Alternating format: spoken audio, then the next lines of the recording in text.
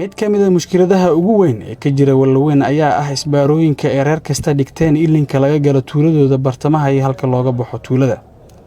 Si xal loogu helo arrintaas ayay maxkamadda ciidamada qalabka sida amartay in la qaado isbaarooyinka loona taxaabo xabsiga kuwa maalintan ay salfatay howlgalkan military oo ay fuliyeen urur ka tirsan guutada 7 ee ciidanka xoogga dalka. Taliyaha guutada gaashaanla dhexe Cumar Cabdiraxmaan Abuukar ayaa warbaahinta la wadaagay ujeedka xilligan ka dambeeyay isbaara qaadistooda. waxaan howlgal midaysan ka sameynay sidii loo qaadi lahaa isbaarooyinka oo dhibaatada culus ku hayo degmada Wallaweyn. amarka xeeraliyaha iyo maxkamadda laga bilaabo maanta kadib wax maleeshiyada ku dhaxaysa kara wax huba ma jiraan degmada Wallaweyn. waxa la farayaa amarkaas inuu fuliyo taliyaha ururka 54 ee guutada 7.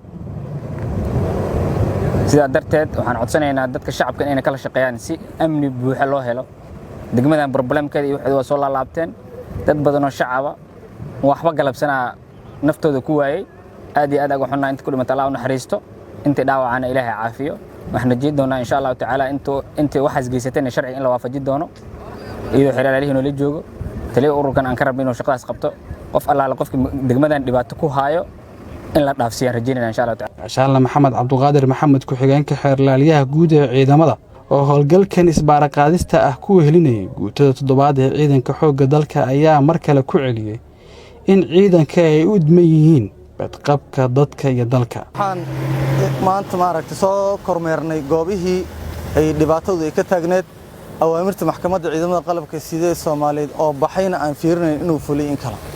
waxaan ugu mahad celinayaa taliyaha guutada 7 ee qaybta 6aad iyo taliyihiisa ururka iyo dhammaan saraakiisha ka hooseysaba siday u fuliyeen amarkii maxkamadda ciidamada qalabka sida Soomaaliyeed. deegaankan Shabeellada Hoose gaar ahaan degmada Wallaweyn waxa dhibaatada ugu weyn ahay isbaarada.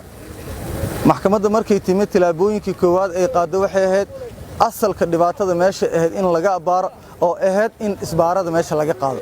gudoomiye ku xigeenka dhinaca arrimaha bulshada gobolka Shabeellada Hoose ayaa kaga mahad celiyay dadaalka ciidamada xoogga dalka ay ugu guntadeen isbaara qaadista gobolka.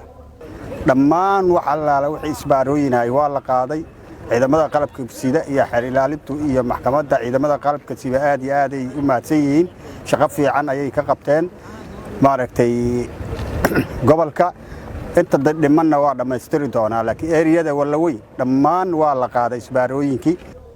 Muqaadir Ciise warbaahinta qaranka Shabeellaha Hoose.